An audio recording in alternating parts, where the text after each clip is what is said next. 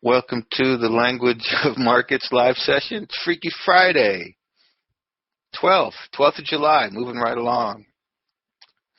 How you guys doing? Make it back, Ed? Everybody got my screen? Oil, yes, gold. Ay. All right, we're all good. Okay, so let's do a little learning today. And thank you guys for the chart, for posting the chart. I don't know what you're seeing, Ed. Thanks for posting the chart of the colors. I don't see where it lets me put a hex in there, but I see where it lets me adjust some things. Okay, I think what I'm going to do, I'm going to put my own chart in that general tab. And by the way, those of you can utilize Slack. We'll get some of these channels going. Just remember, there's a sessions examples channel, there's a general channel, and we're going to do some more practice channels.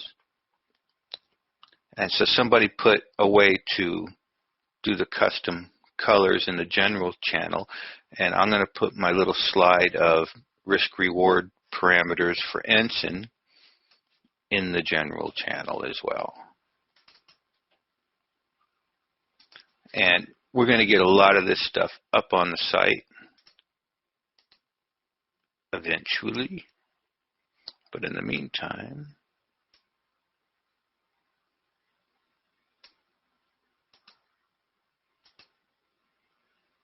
let me just add this.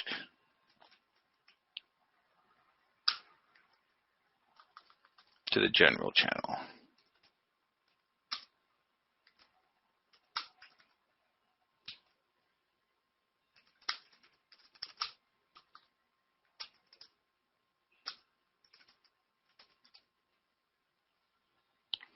And then we'll get a place on the site for all this good stuff. So thank you guys. Click custom color. Okay, I'm going to try this right now. Show you guys what I found. Custom colors, right? Where can I put a hex code? See, I can change the hue.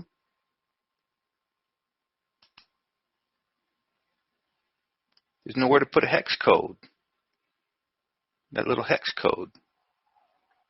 I can change the saturation. I can change the hue. On the right side, there's no hex code. You guys are crazy. Hex to RGB color. Now, Raj gives me a hex to RGB color converter. Oh my God. Click add custom color. And that will just add it to this place right here. See?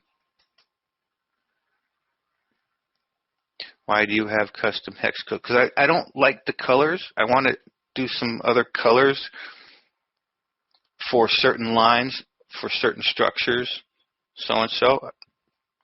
Yeah, but once you get it set, it's fine. I never did like all the colors there, Nate. And this is a good practice no matter what platform you're on. You know, if you're using a structure like a press structure, see, I use a certain color. If I'm using a major swing, I use a certain color. If I'm using a tail like this, I use a certain color. And this helps bring it to low maintenance. But I never did like those colors. There's something just grinding the wrong way, right? It's what Gina says, the language of color. Yes, it does have a language, right? It does. There's a whole interesting thing in color. But I never did like my limitation. I want to set it somewhere. You know, you spend some time, you get it just right, and boom. See, Grace agrees with you, Gina, right? There's a whole language to color. There's a whole thing with color. Same with sound. And I'm supposed to put up I'm going to do a Ensign setup video and do a legend. I'm going to do all that. We're going to do a training session on that one day. So we'll move on. Today is all planned in the works. I'm still catching up with my life and learning how to build websites and learning that the people who have designed websites already don't know what they're doing. All the coders out, they need somebody to fix it. Oy vey. So here's what we're going to do today. I know we've been practicing a lot on swings, right? We've been doing swings, and I wanted to do a whole practice session and set up a weekly review channel and all that stuff and show you how to do a review of the work we're doing so that we can design our practice there with these swings so that we can design our practice.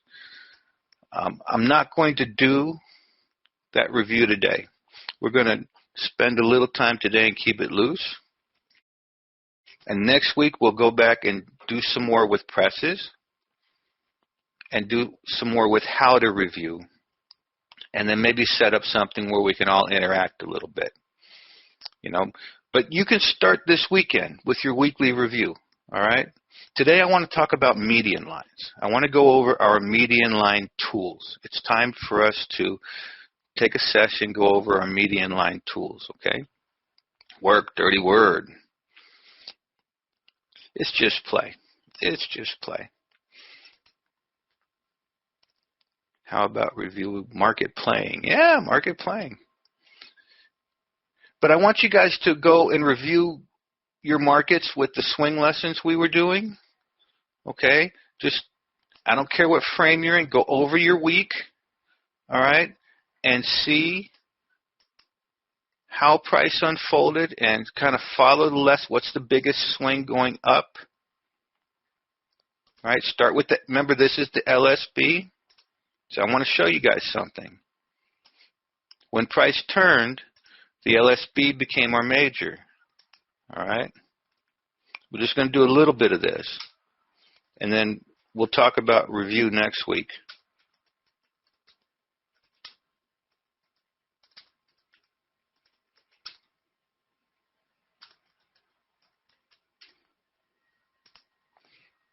And so then I followed that on the way up, right? See, it's still the biggest swing.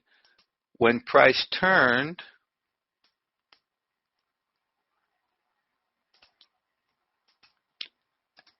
LSB became the major.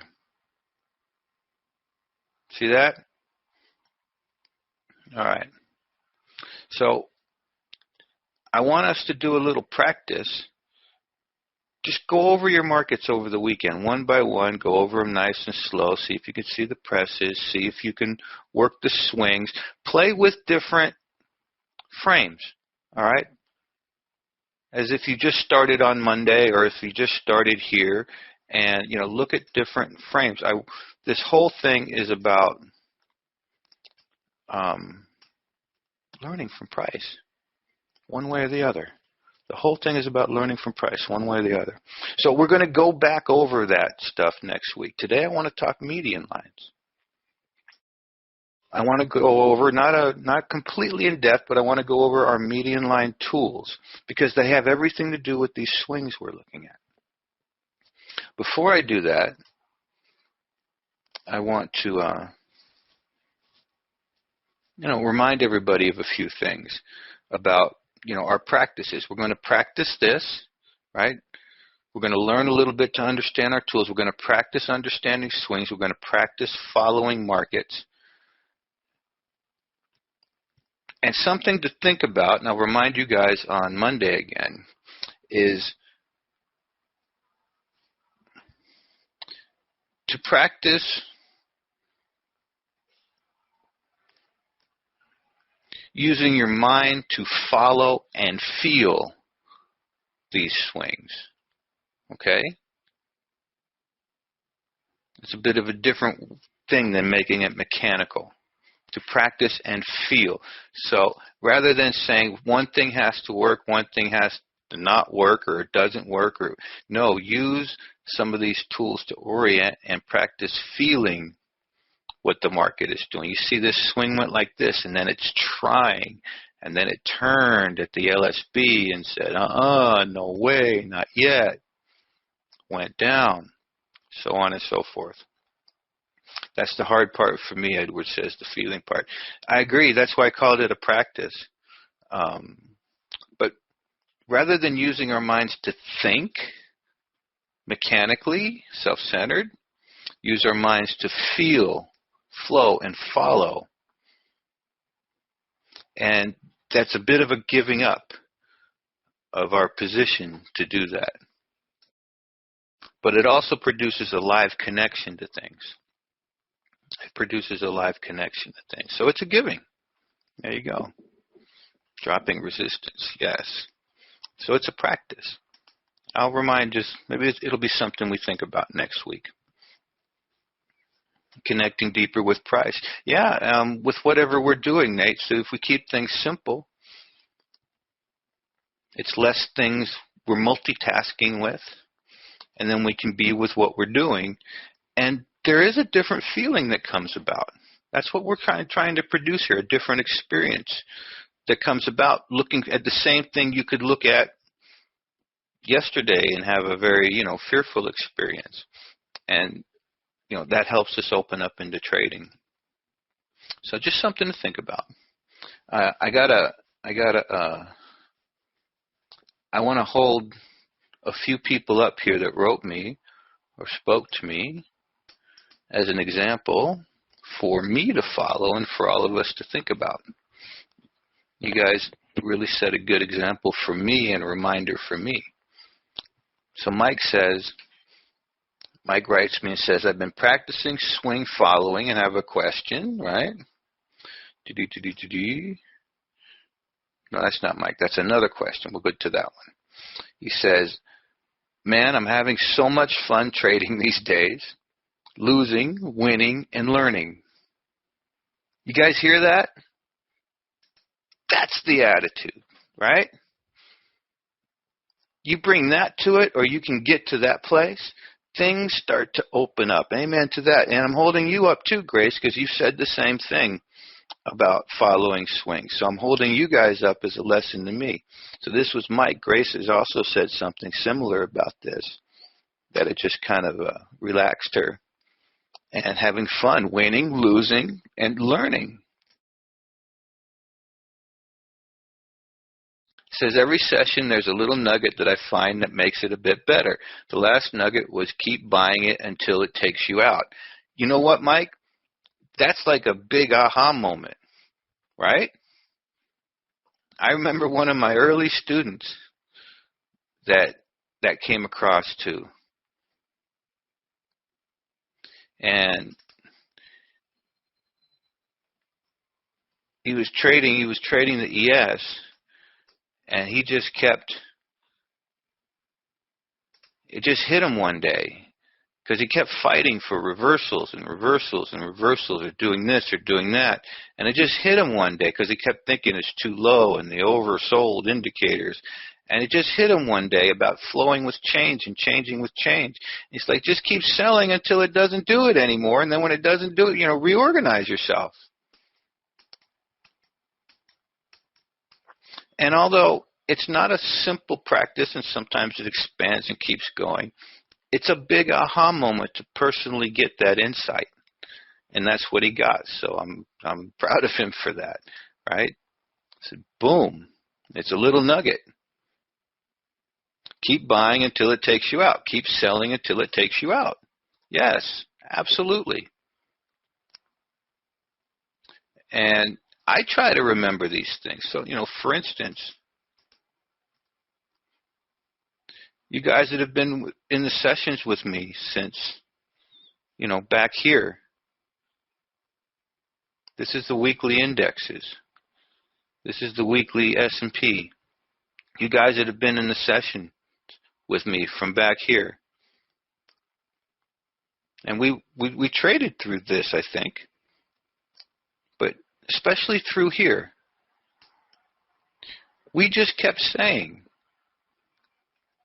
we're going to keep buying as long as it's buying. That's what we did. We did swings, and we said we're going to keep buying as long as we did, didn't we, Phil? And we drew median lines. I even did a blog post. I even did some wild little entry where I got long here in the middle of the world coming to an end, got stopped. I mean, that happens. But still, we kept the attitude. We're going to keep buying as long as it keeps going up, right? And we're also going to learn little swings eventually turn into, bigger swings. And throughout the years, throughout all of the economic talking heads and all the professionals that are trying to guide America and the world about what the markets are doing, about what economy is, about what inflation's doing, and the banks going. We just said, screw all of you. And we're going to keep buying as long as it's going up. And I've had several students walk through it and actually put, their 401ks into that against their better judgment about what the world was doing.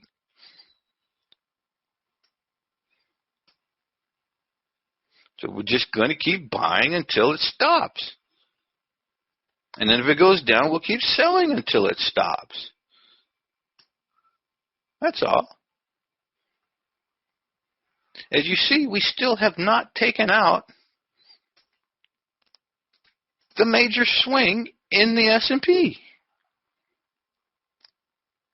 Have not. And so that's an interesting lesson that we did live over a whole bunch of years and through times that looked really bad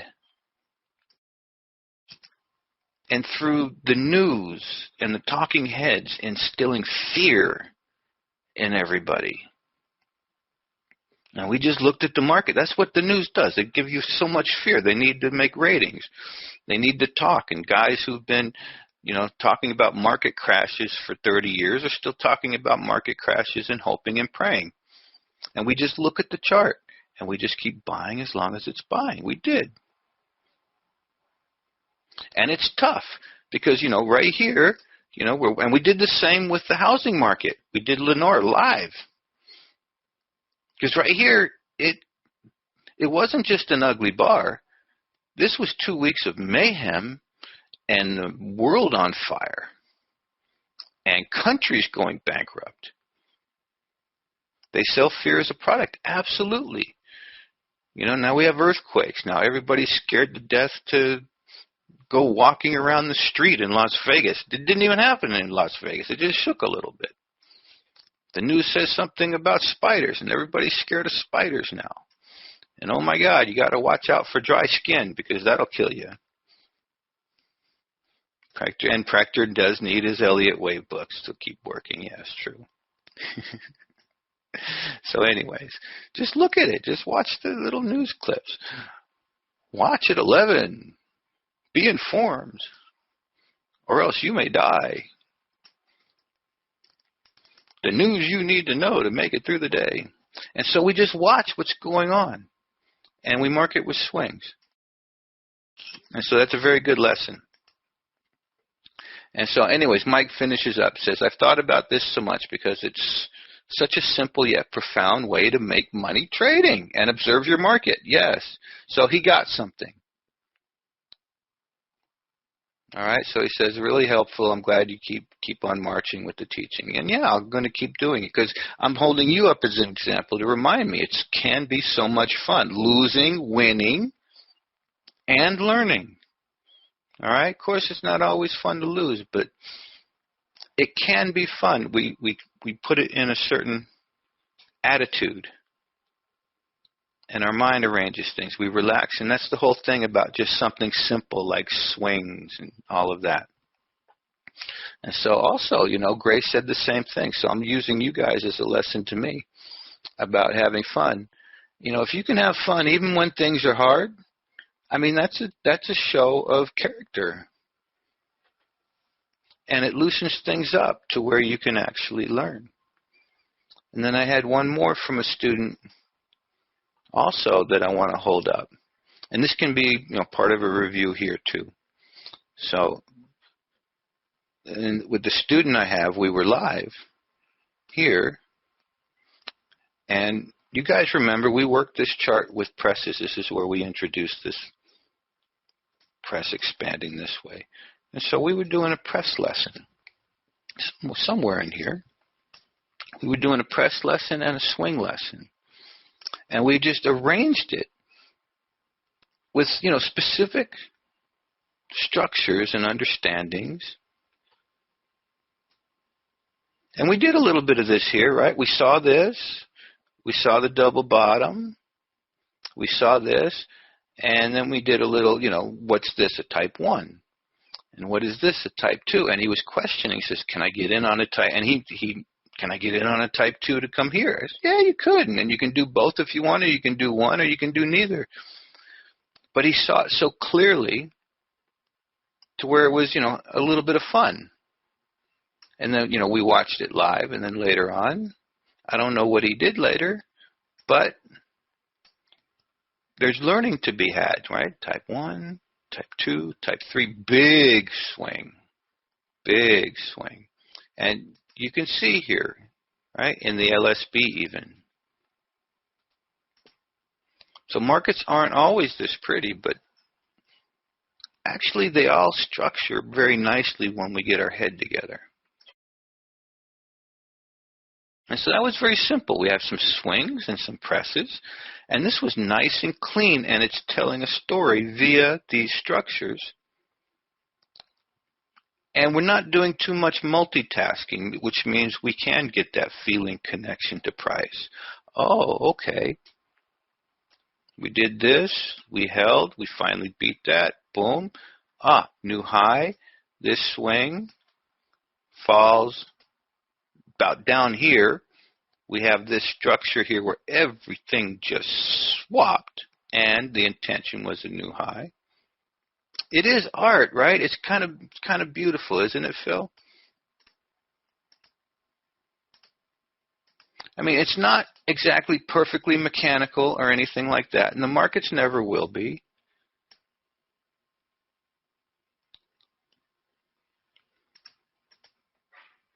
But it's showing how swings swing minus all of the, oh my God, and this and that, and do-do-do-do. And so he saw the beauty in that. So like I said, I'm holding some of you guys up as an example to inspire me to have so much fun trading and losing and winning and learning and seeing these things. So it's a lesson to me that I'm trying to always remember, because I forget. I forget as well. All right. So we'll finish with the practice thing next week and the one line and the presses. Now I want to talk median lines a little bit. I want to go over our median line tools. I don't think we've done a session since we've started here with just pure median line tools. And we want to understand our tools. So let's grab a chart.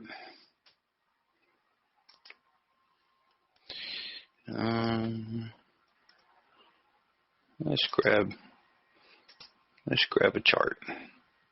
And Gary says, I've forgotten all about him. Actually, I didn't forget Gary, right? And I'm kind of taking a backdoor way into it here with these swings. But you'll see it all jives. It all jives. So let's give this guy some space.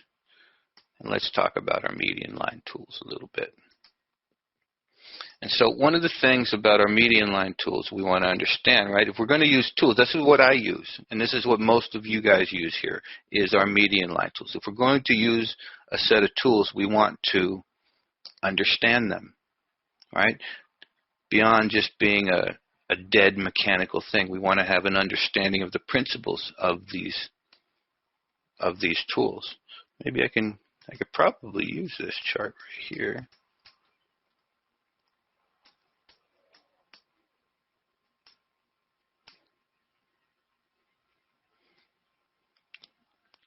Now, one of the things, it comes from Andrews, all right? One of the things Andrews talked about right off the bat was the principle about how drawing a single line will enable you to know where the price of any stock or future is headed. And so we want to understand, well, why is that? So we want to understand a little bit about the principles, and we're still just talking swings. This is why it's very helpful to, understand our structure. So we're drawing very specifically and not drawing randomly. Median line tools are very misunderstood. They're very misunderstood. People come to median line tools as if they're some sort of a channel tool, and they're not. So one of the first things we want to do is, understand how to structure a market with swings. So this way we're not drawing randomly. And so we've done a lot of talk about this. Now let's look at what this tool does, and then we'll go over our specific tools.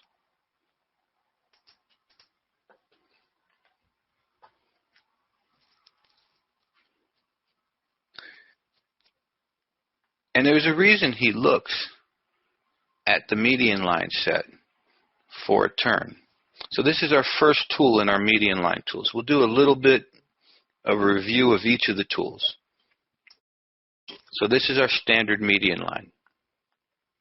And so what you want to see here is that anything with two extremes is going to have a center. It has no choice about it. And that's what a median line tool does.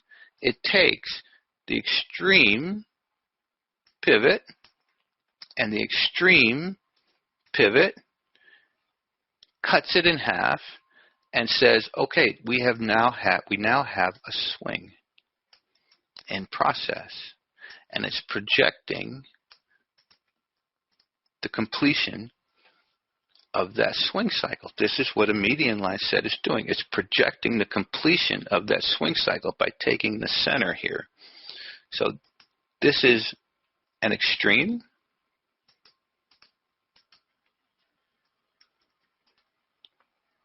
and we'll also call it an action because this relates to action-reaction lines. This is an extreme.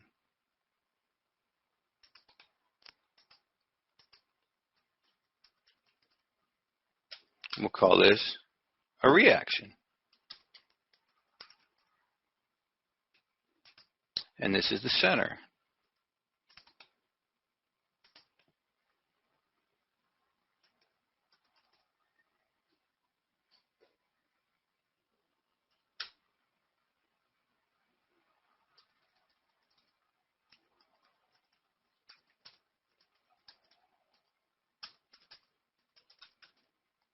So, in essence, a median line set is an action-reaction line. Center line, action, reaction, except it's fixed by 3 alternating pivots.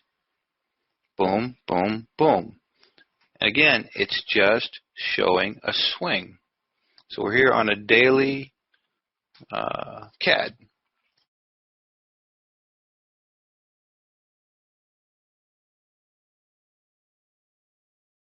We spend a lot of time with the parallels, but in truth, if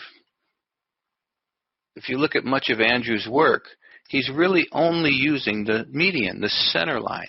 Why? To see where price is going, because this is the principle of the thing. It's taking two extremes and projecting it back. Anything you stretch out, any opposites you have, will have a center someplace, will have a median. It does not have a choice in the matter. And so we're structuring this market like this. So we want to understand the principle, and then we'll get down to the functionality of this for actual trading, because there's many ways to use this particular tool for trading, many ways. But you start with the principle. There's a high probability of reaching the median line. Anytime you draw a line,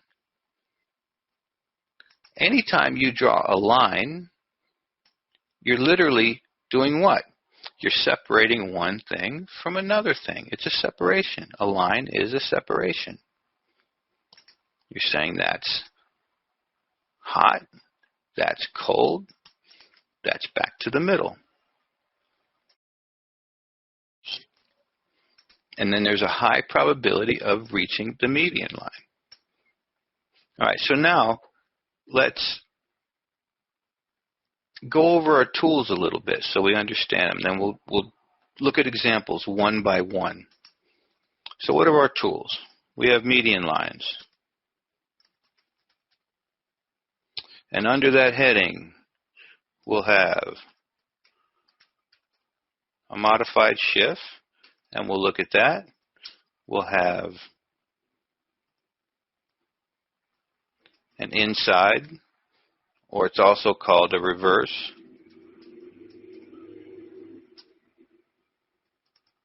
ML. I'll just call this standard.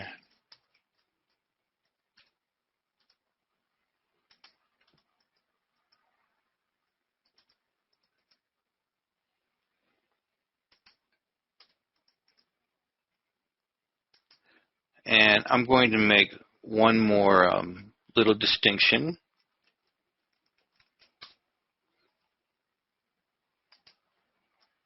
Call this I call it a pendulum.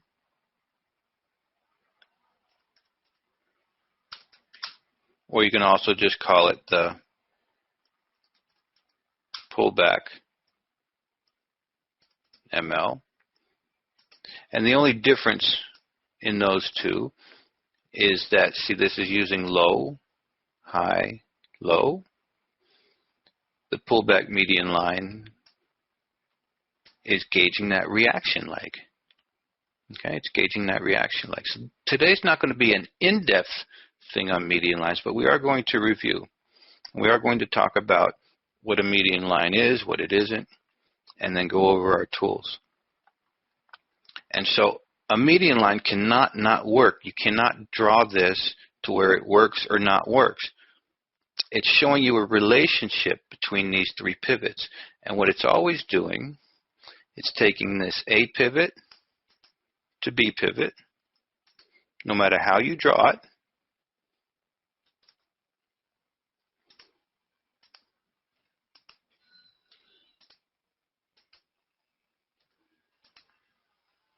and it's projecting that from C.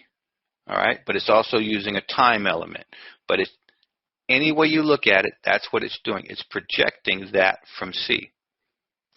So if I go from here and use A, B, C, I'm taking this A to B leg and projecting it from C back to the center. And so this would be called a pendulum or pullback, because it's the pullback within a trend. And this would be called the standard. And the reason, one of the things we like to do with pullback median lines is the same things we've been doing with our balanced swings. Because if you keep drawing the pullback median line, like so, every time it makes a new high, eventually it's going to, if it breaks that balanced swing, it's going to tell you when, hey, something else is going on here.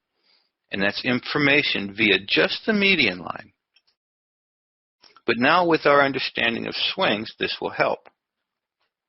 Nate says, I always forget about that, the importance of center. Yes, it's all about center.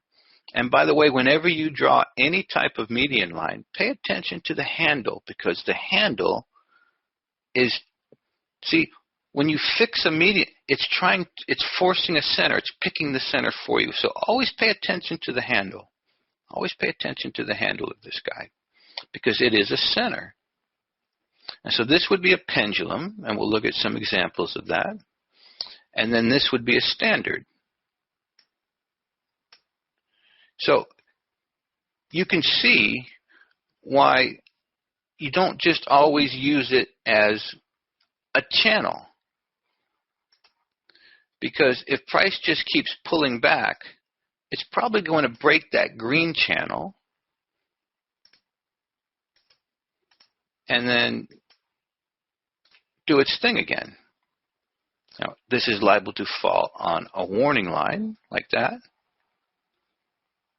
So it's not a channel. If it does decide to continue, this one's more likely to end up as a channel.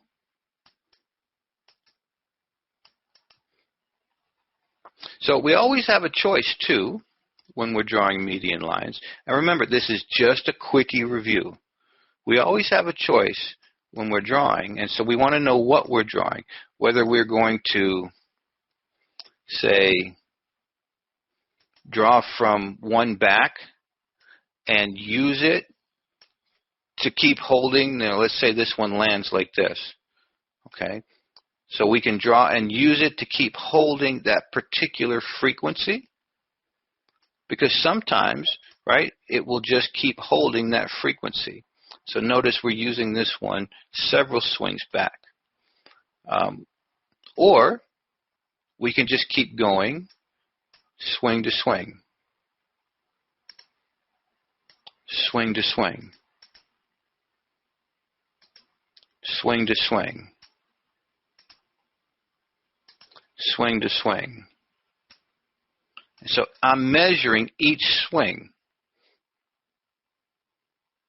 And when that stops, I'll know, because price will pass the median line and do something else. And so Andrews, let's see if I have it here. We basically have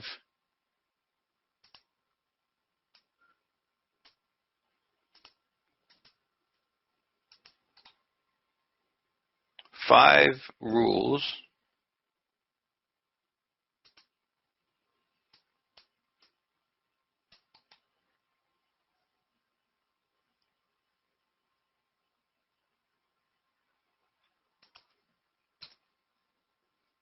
about how price interacts with these median lines. I'm ending up putting a lot on this page here. There we go, there's 5. I wish Howard would open that up a little bit.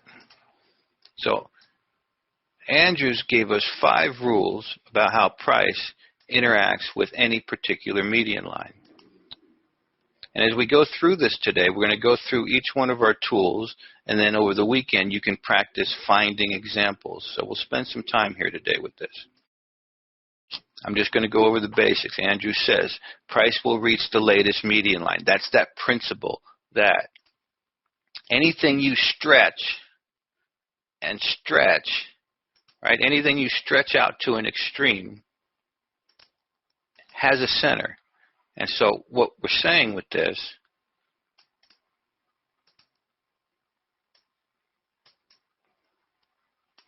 is to complete the cycle, you're liable to come back to center.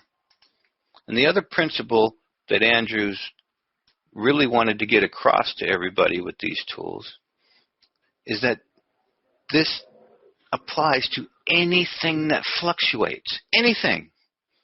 Doesn't matter your time frame, doesn't matter your instrument, anything that fluctuates. You want to chart your heart rhythm, you can put a median line tool. Chart the weather, you can put a median line tool. So that's a principle that just goes across the board with anything that fluctuates. Nate says, damn, you're pretty good at drawing those freehand. Yeah, I've had a lot of practice, Nate. They all seem to land, right? I've had a lot of practice. But keep these principles in mind. Anything that fluctuates. And it's just a principle of the universe. Things move in cycles. Things have hot and cold. Good has bad. There's 2 extremes. There has to be a center, and we're going to come back to that center eventually. Anything that fluctuates. You know, this all has to do with energy, which is moving in contractions and expansions and cycles. Everything's moving in cycles. And so we're not specific on what we can use it with. And these are very simple rules. Price will reach the latest median line. Okay? Now, he then says, price will either reverse on meeting it, and that will look like this. And notice all this is one of these balanced swings we've been looking at in a flow. It says they will either reverse on meeting it or gap through it. Meaning, boom. When prices pass through it, they will pull back to it. Meaning, boom. Zoom retest. It's a center. So notice if prices go this far, we've gone past this. Remember, red gets beat. Now it's saying then we'll pull back through that center, like that. And what he's implying here is that then we'll go off to the next projection. If we want to look at an example of that, we had one up here live. Here's the pound. Red swing. Red swing turns. Red swing gets beat. Zoom. Retest. This is that rule. Price has now gapped through it and it's retesting. And where's it going? The other side. And this is shown just by this. And then, we can do, further work with our swings, like this.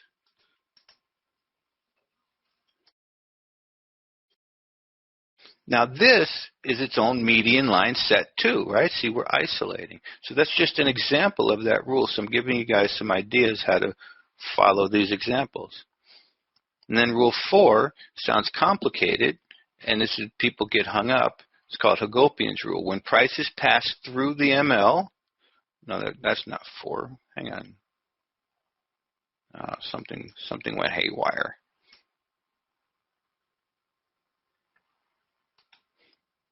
Something went haywire here. We doubled up. There we go. Now we're back. When prices reverse before reaching the median line, so let's say price starts on its way up and, well, it's doing some minors.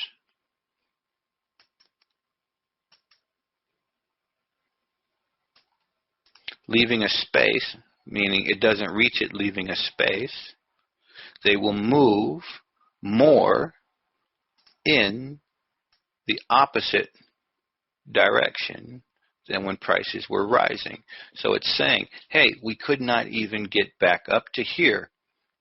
And that's Hagopian's rule, which basically says when prices pass the trend that they're on the wave, sell with abandon, so on and so forth.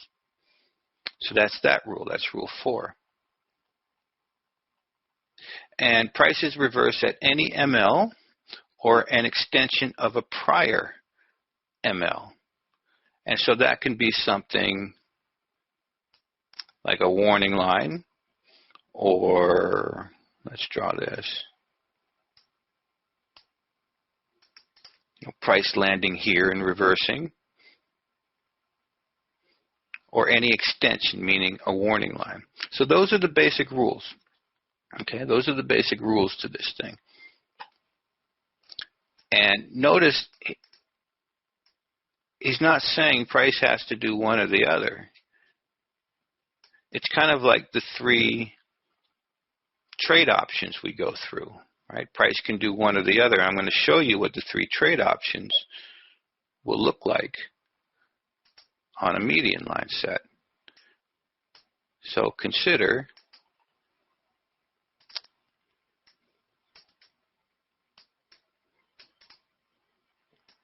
and once we start to get a handle on this, we can then see price in certain configurations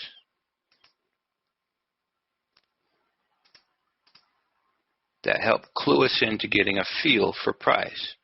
So let's say we have price like this. Okay? It's making balanced swings down. See, it's making these balanced swings down. You draw a median line set on it. Hi, David. Move more in reverse direction compared to what? What length will it be longer than? Than the trip it was making towards the median line, David. So under Rule 4, What he's saying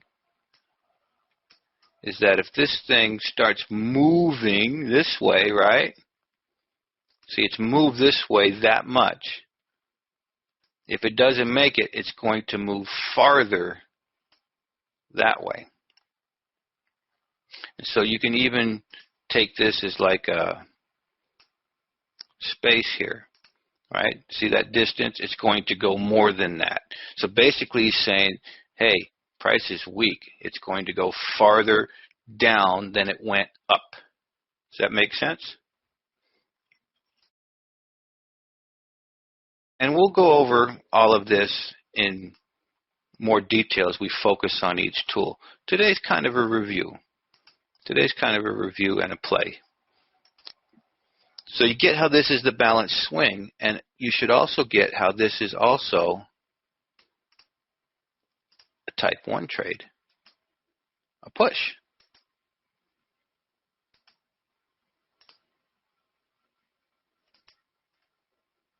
See, you're pushing that line down. So now I'm relating the 3 types of trades to different median line sets. So this one, notice the configuration. We're going down. Okay? See the configure? We're going down. And so this is to keep pushing down. Now, whenever we have a bust and expand,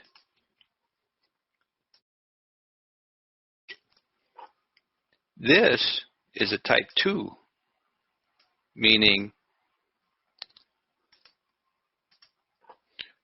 price is going like this.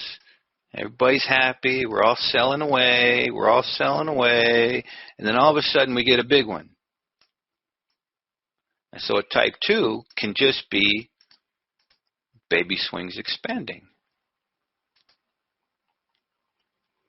And a median line set will capture that. And a type 3 that we could look for will be right there. You see how this all kind of sort of jives? So that would be a push, and that would be a reverse on a median line set. And so this is very interesting for us to think about, because now when we see this, we can actually utilize this. This can help us configure and get a feel for what price is doing, as long as we use our tools and don't get used by them. And you can also see that this ends up in some action reaction work as well. Okay? So that'd be a type 2, that'd be a type 3. Some markets, the swings are always little, and any little pop gets people juiced. Oh my God, a reversal. And these are some very good trades to take. Sometimes it is reversing. You don't know. But notice the median line set is describing everything we've been doing. And we have specific setups, dare I say, right, where we use this. Okay? And so we'll be practicing some of that as we move along. I'm just bringing our attention to, once we understand swings, we can now use our median line sets with purpose. That's always been my theme here when talking median lines. We want to draw, but we want to draw with purpose. We want to draw our median lines with purpose. So we looked at a pendulum, right? It's just the pullbacks. We looked at a standard. That's just low, high, low, or the opposite. We can go look at a modified shift and an inside, but let's also put down the rest of our tools.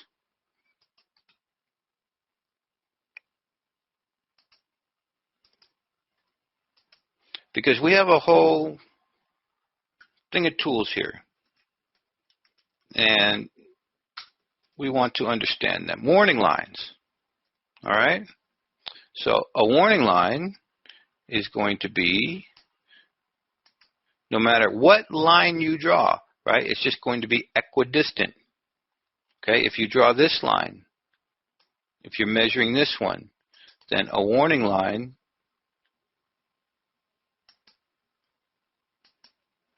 is going to be the same distance away. All right, and again, that's used for measuring. The warning line is going to be the same distance away. So in a lot of markets, like we just seen here, when we're measuring swing by swing,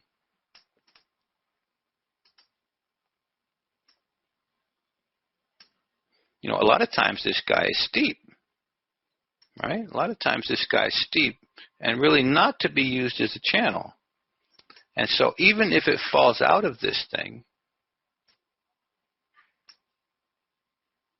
even if it falls out of the red, as long as we're understanding our swings, the red warning line can come into play here with this pendulum median line set. So a warning line, and you can put as many warning lines as you want. Sometimes price will just reverberate like a pebble thrown into a pond, and it will just ripple out these lines. And you can even work to find lines that are rippling if you want, and that is another way to orient yourself to a market, regardless of swings, okay? If you can find lines that are rippling, now, what does that tell you? That tells you continued behavior. And if they start breaking those lines, and that rippling, what does that tell you? Well, change in behavior, right? See, that's all information. As long as we use our tools for information, then we can come up with interesting ways to use them purposefully. All right, next. What other tools we got? We got warning lines. What else? What's a trigger line? Oh, that's from that guy's book, huh? No, we don't do trigger lines.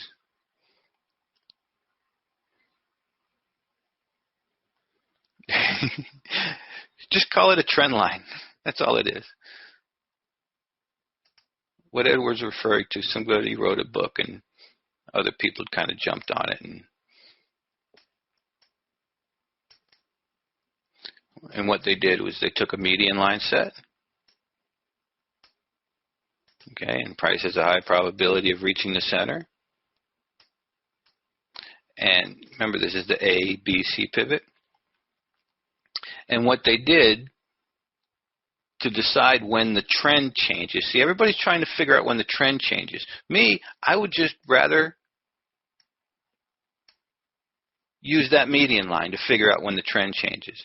And so what they did was just draw the trend line from A to B, which, by the way, is nothing more than what?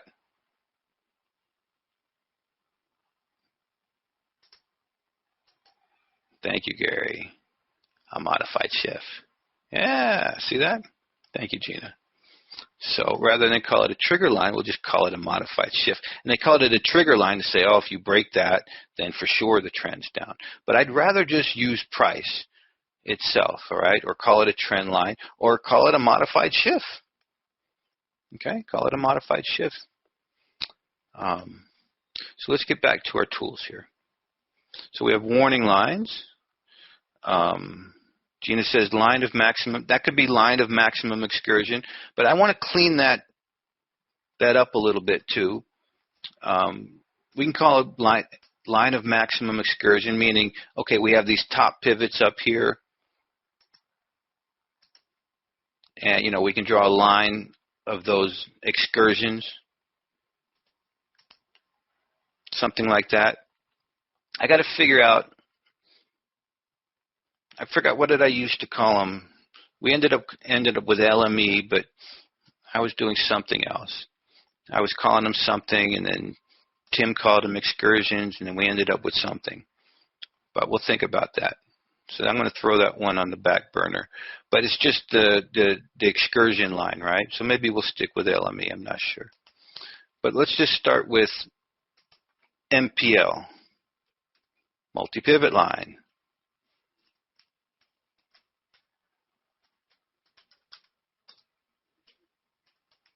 That's one of our tools.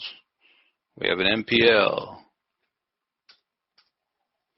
multi-pivot line, and that's basically 3 touches. It's basically just grabbing the meat of any move. Okay?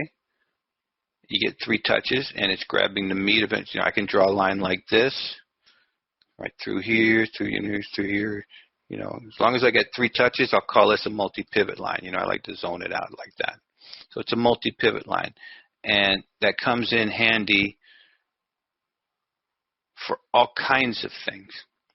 So rather than be perfect on the excursions, like the LME Gina mentioned,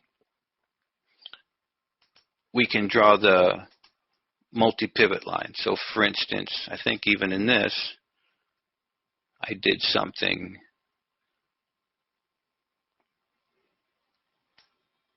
in here. You might have saw my lines.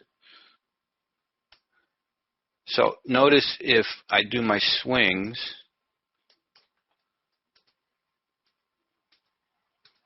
okay, notice if I do my swings and I draw the excursion, right? So a lot of times you get these weird licks down here. I draw the excursion, it comes out like this. And you can draw and just sort of read through and say, all right, where are all the touches on this guy? And come up with something a little more organic to what's going on. See, that would be a multi-pivot line versus that actual excursion. And so you can see it's doing a pretty good job so far. And now it's bouncing around the bottom side of it. And so that would be a multi-pivot line in that case. So a multi-pivot line is just grabbing, you know, the meat of the move and not necessarily the absolute excursion. And there's a lot of places we want to think about using that, especially when we're trying to be all perfect and everything. All right, so Adam mentioned sliding parallel. Yes, sliding parallel. So we want to do a sliding parallel. And it's abbreviated SH. And this is standard Andrew speak. Okay. What we're going to have to do is tackle these tools one by one. So a sliding parallel is very interesting. That's 2 L's, isn't it?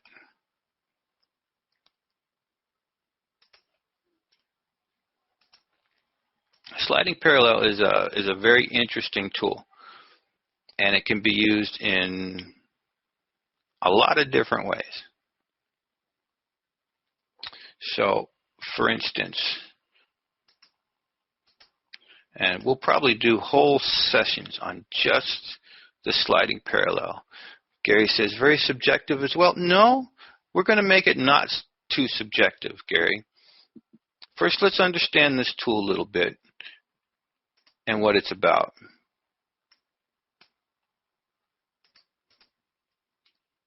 So we'll just keep using this big old space to draw things.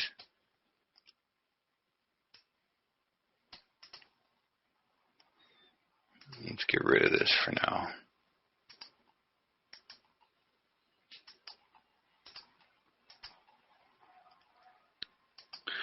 So we're just looking at the tools in our tool bags, our guns, okay? These are our weapons of choice. And you guys can find examples of this. And I know Aaron taught me how to do this. Hang on, Shift, highlight this and go Shift, space. Hey, no way I did it. Ha! I really did not think that would work. Okay.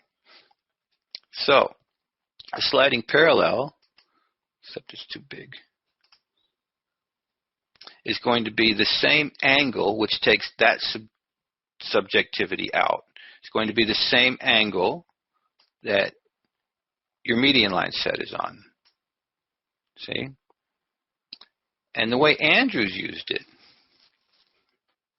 at least according to his course, was as a little warning that, hey, maybe this isn't Hagopian yet. All right, maybe we just bled through a little bit. And so Andrew's idea for using this was to capture the slop, and then if it breaks it, sell with abandon. Okay, and so it was a little bit of a warning that, hey, you know, prices are prices. They can slop over a little bit. And so that was Andrew's idea as sort of a confirmation tool. And you can use that as well. So you'll see prices slop over the line. And again, I'm showing these examples so you go and find these. So you see the thing slop over the line and you put it on. But I also will use it as a push, right? To push that. Especially if I get a new high here. So you see I'm starting to factor some swing things in here. And price, it's just like turning, remember the old radios, guys? Remember the old radios we used to have? We'd turn the dial, try to get that stupid station in there. Right? Hold hands, have somebody stick your hand out the window with a hanger. All right, we're almost there. Stop the car. That's a good song before you lose it. So you turn the radio and tune the frequency. So this is like turning the radio channel to tune the frequency. That's all. All right, so maybe things went like that a little bit. So it captures that slop. But this is a very interesting tool once you go beyond how Andrews says to use it. Because it can happen here, but guess what? It can also happen here to capture this slop.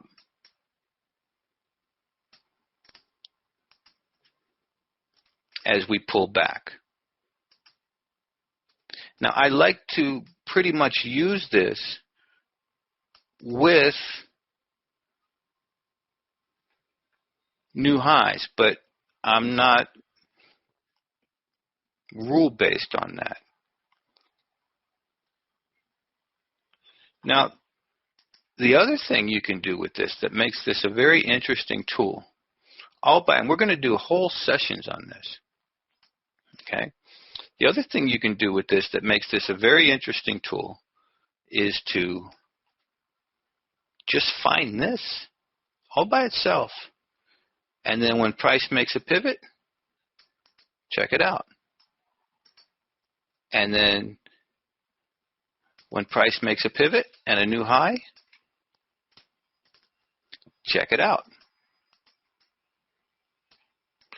And then when price makes a pivot and a new high, keep pushing it. See? Now we're utilizing something I never see Andrews ever do or anybody else. We're pushing this particular frequency and getting information from that. So there's a lot of ways we can use this sliding parallel. And we'll do whole sessions on that. And we can keep pushing, or we can know, right, when there's a change in behavior.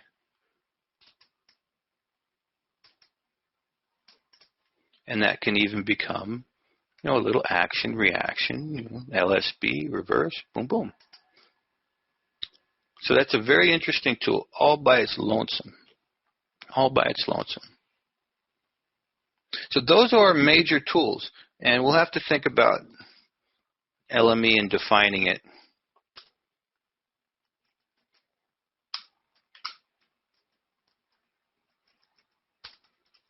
Or excursion line. Thank you, Gina.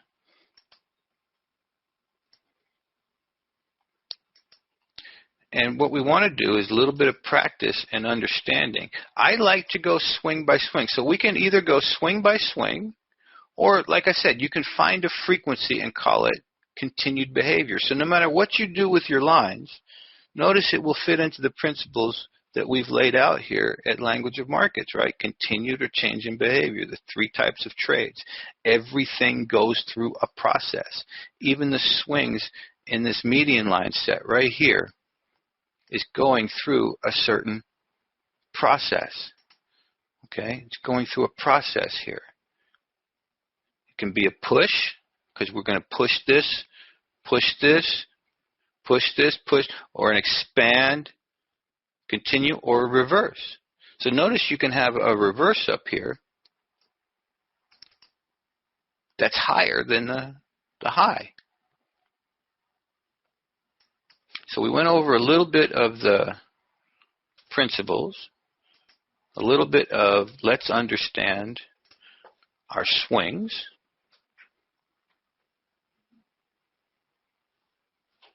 And we go swing by swing. And so when price turns here, well, we draw the other way.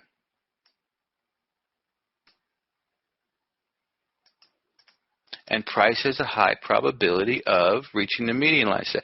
Normally, in my practice, when I'm using a median line, then I draw this I pretty much ignore this one. That one's done. You know why? What did I used to say about this guy? Because, you know, rather than look here for the trade,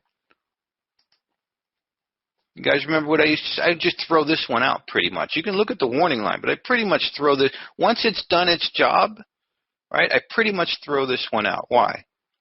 Good, Nate. It's fulfilled its job. It's fulfilled its destiny. It did its job. Andrew says there's a high probability of reaching the median line. Principles say that we should return back to center. It did it, right? This is why you'll notice with Andrews, he's pretty much only looking at the center. It did it. It made it. It fulfilled its job. Now, you'll notice there is a time where I will pay attention to the parallel. There is a time where I will pay attention to the outer parallel. So if price is marching, and I'm drawing, you know, median lines, standard median lines, I'm not really going to pay attention to this outer parallel here, okay? Not at all. Because it's steep. It did its job. So, Nate, in what case am I going to pay attention to an outer parallel that might make sense? And same for Grace here. Never thought of what, Gina? No, minus a modified shift. And what situation am I going to, what type of median line am I going to look at the outer parallel?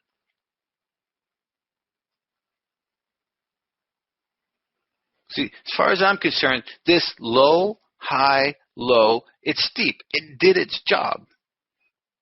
Yes, Nate, a pendulum. Why? Because it's, notice, it's not as steep, and it's designating where price will try. Thank you. It's measuring the try. Yes. Yes. And so the pendulum, I'll be looking at this outer parallel for the try to see what price does, right? Then we can see when price gets there, how it reacts with it, right? Because right now, see this line? It's a line in space. It's just a projection based on a few pivots. It's a line in space. And so generally, on this one, I throw this guy out.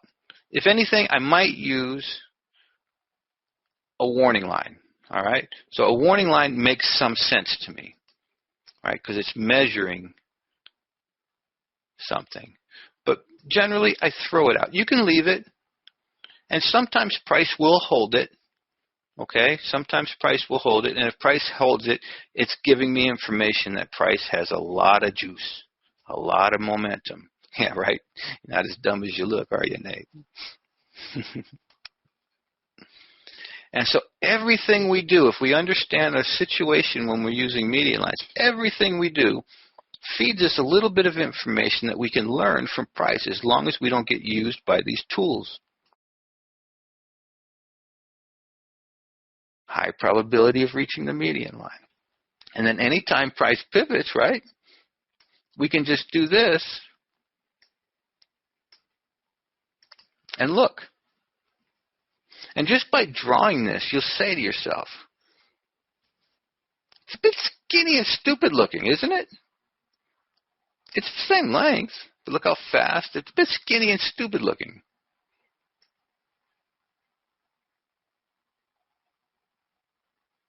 But it does offer some information. And so here is where I'll be looking at this particular possibility for a try, which is a tough trade.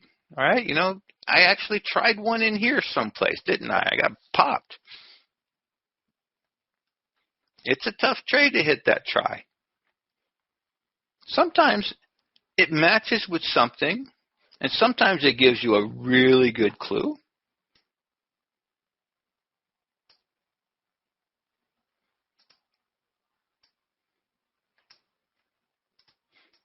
That's not horrible. And then, you know, if you go and you look at the, you know, you do some of the price action work we do around here, you know, you can see that big tail. Right, Adam? One structure creates the next. You see that big tail just light things up.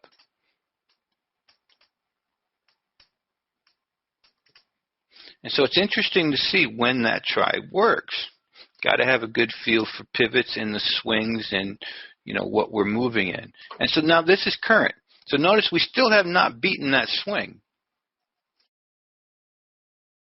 So whenever I see, when I'm thinking about a possible try, Nate, whenever I see sort of a skinny, and this is one of those things that's subjective, right? There's no beauty in this median line. There's just no, it's too skinny. It's stupid looking.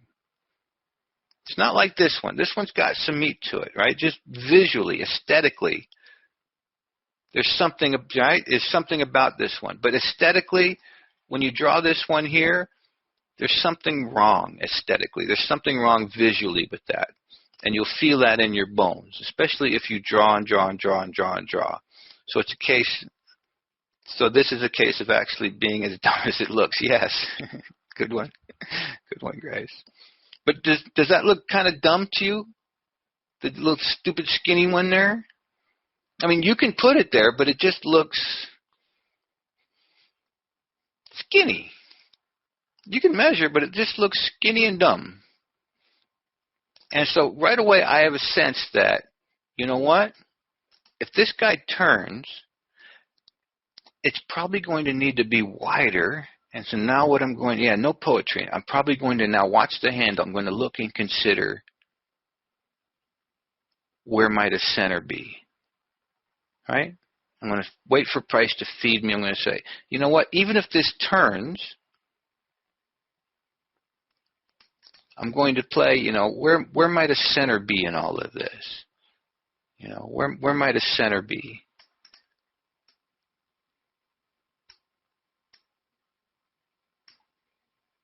And so I can play a little bit. Oh, see, that's more like where might a center be?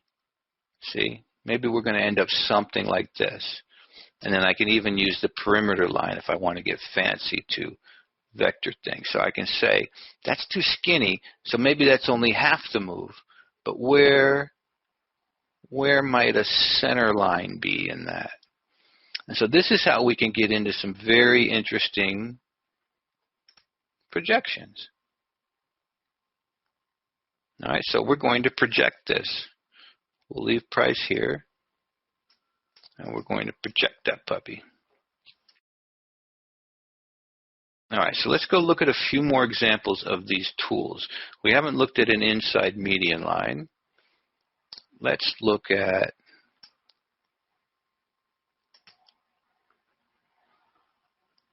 you can see me using a sliding parallel here in the ES today. Okay, you can see me using a sliding parallel here in the ES today, and you know, combining it with a few things, a swing structure. Let's look and find. something we can do a inside median line, so we have at least an example.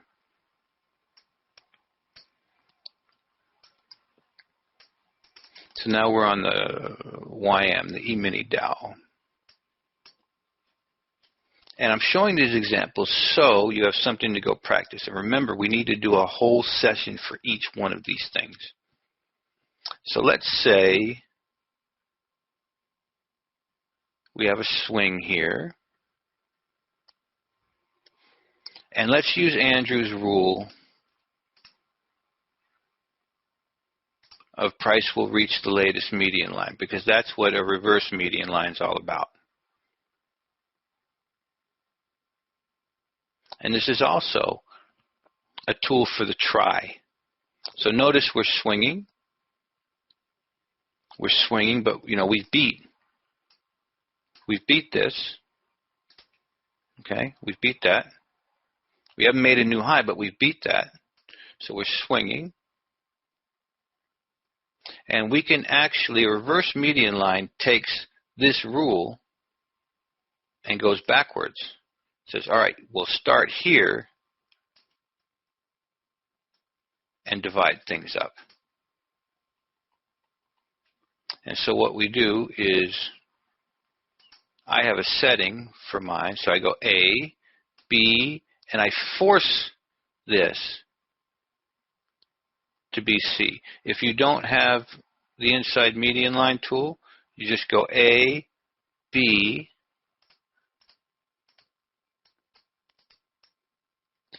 and you play with the handle until that is forced. All right? So I'm going to use multi-pivot. So you play with the handle until that is forced. And you can see it's not a bad center line, right? So this is taking Andrew's rules and reverse engineering this for a reverse median line. See, it's reverse. It's as if you went like this. A, B, C. You see the reverse aspect of that? Okay. Kind of works into our LSB work. Yeah, it works into a few things. I like it very specifically, Nate, for something like this. Maybe it doesn't make a new high. This median line is going to look a little funky. Okay, it's going to be flat because of the stretch. And it's showing a possible reversal. And what this does is the same try that CAD we just looked at. It's projecting from here to here. That's what it's doing. It's projecting from there to there. And so this is where I would, and this is a very interesting tool. Now notice with these tools and my settings on this, and Howard never got this one right. He just calls it median lines down here. Okay? So that just gives me the settings. But this is a very interesting tool because it is taking this and making a projection here.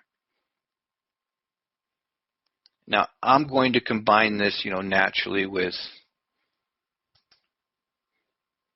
I see this whole thing pressing. See, everybody see the press? Right? Press, press, boom. Sellers. But this is what it does. Whether it holds or doesn't hold, that's what it does. And you can see it reacts back here again.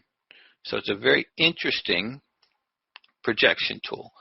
And not here, okay? Not here. Don't do it here, okay? Because that's its expansion, right? And then price is then pulling back. See, someplace like this,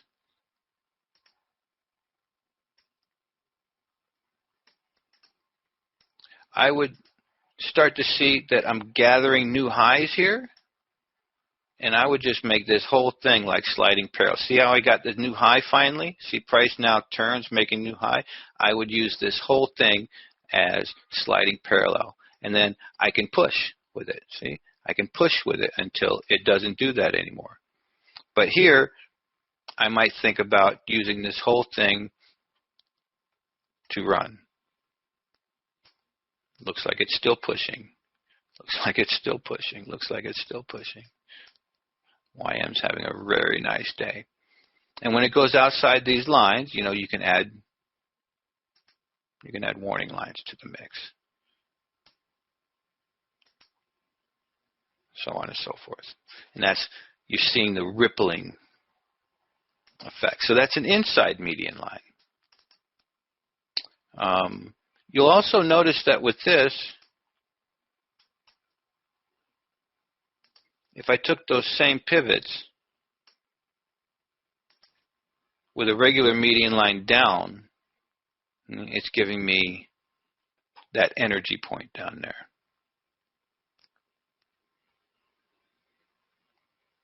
So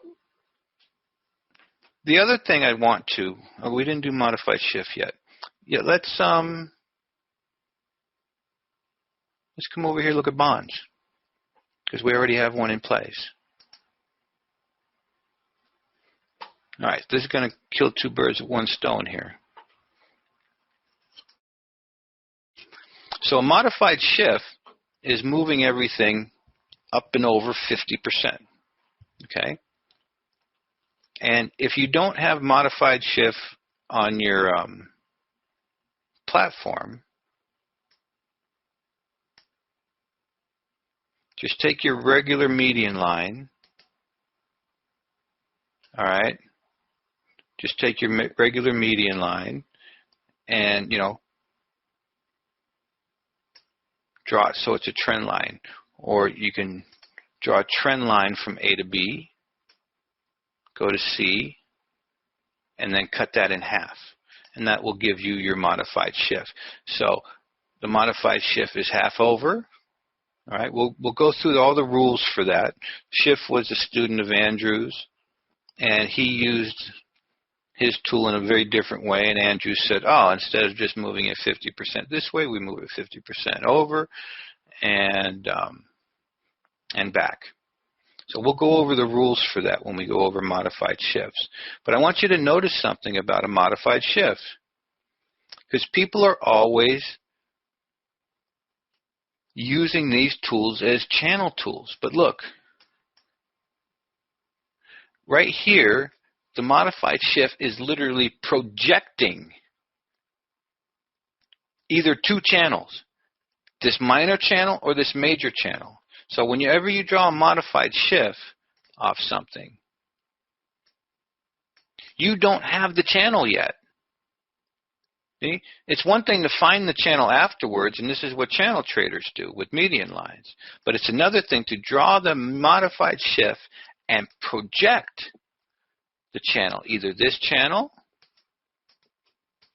or this bigger channel. See, it's a projection up here, in here, of a channel before everybody knows it's a channel. And median line tools do that as well on steep markets. So it's a projection of that channel. So you can see it. We have a pretty good channel, although it got a bit sloppy here. And this is where we'll use a sliding parallel live. And by the way, we looked at this live. Our little swing work and price action work kept us out of getting stopped, didn't it? We were looking at these swings. You guys remember live as we approached this line.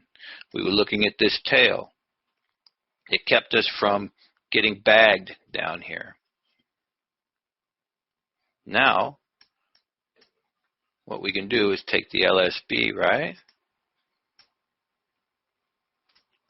And watch the other way. So we'll continue our live work. So this was back in 2018 when we were watching this. So that's a sliding parallel. The other thing I'd like to work across everybody is this guy.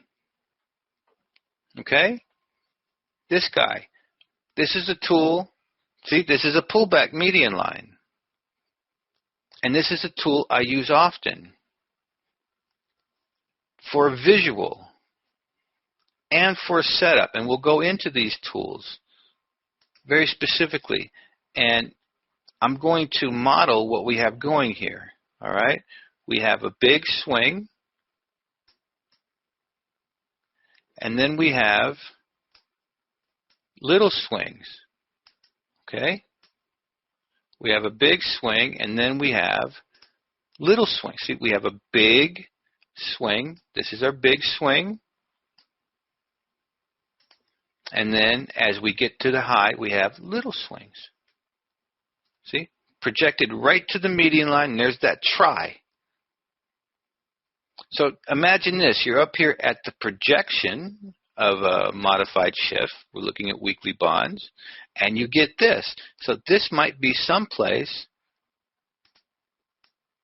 we might want to consider the positive, especially this gap. This might be one place we might want to consider a sell on the try. So we see we reached the median line just like the CAD did. Now back to our situation. What this does now is it's making a projection for the expansion. See, it'll come down, reach the median line. It's making a projection to expand that.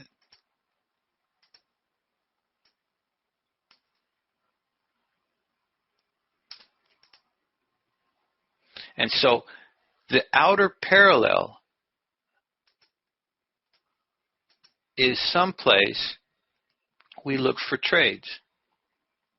Let me just put this in practical terms real quick, because we did this at the beginning of our session. And let me turn it around. A market is going down. A market is going down. A market is going down, right? It's pushing.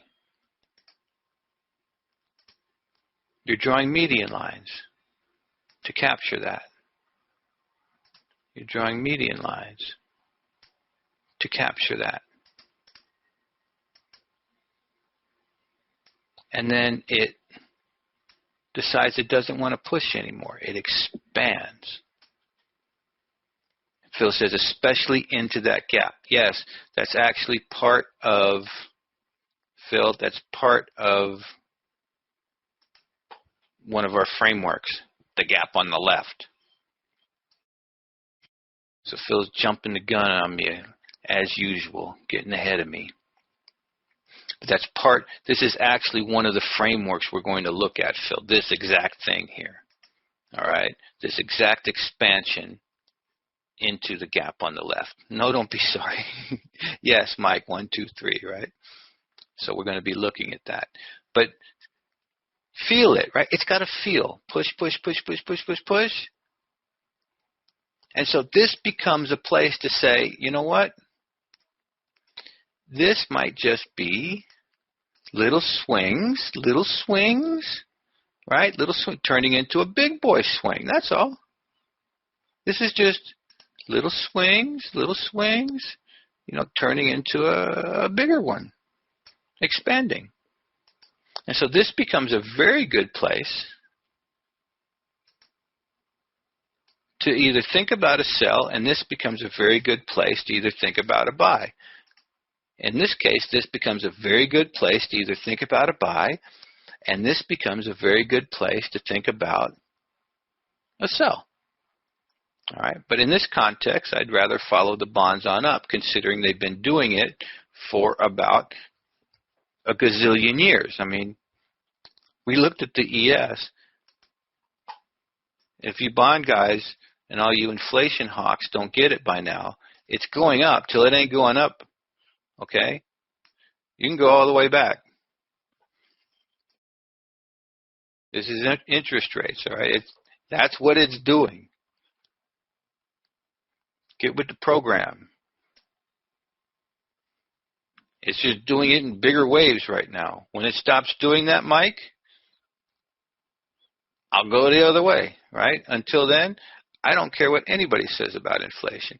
I'm sure this whole show and bubble is going to pop one day. I'm sure it will. But I ain't willing to be wrong for 100 years. I don't have the money for that. I got to go with what's going on here. And the truth is, as long as people keep printing money, it'll keep doing this kind of thing. All right? So anyways, it throws economics on its head. So that's a very good example of using that.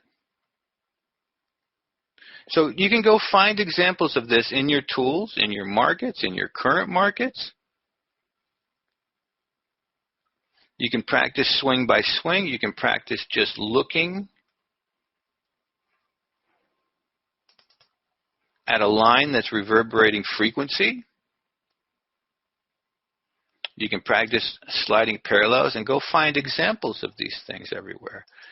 And one of the things that gets tricky is doing minors and majors, and something else, just one last thing I want everybody to think about. You know, it gets tricky doing minors and majors because anytime a little major or a little minor does its thing, as long as it makes a new high, it did its thing. It's met its job.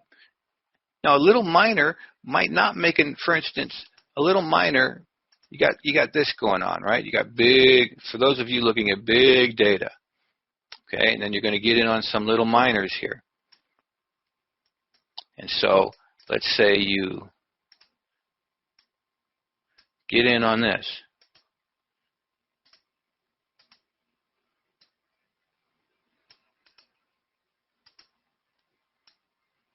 See how little and skinny it is?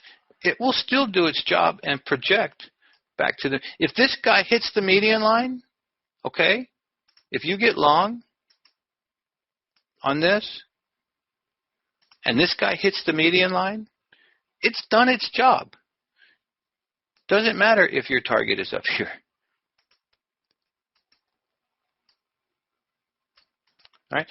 That's what the median line does. It projects back to the median. It's done its job. It doesn't matter if your target's up here because you're going for something bigger. So it gets a bit tricky. So I've touched on just a lot of little things having to do with median lines and our basic tools.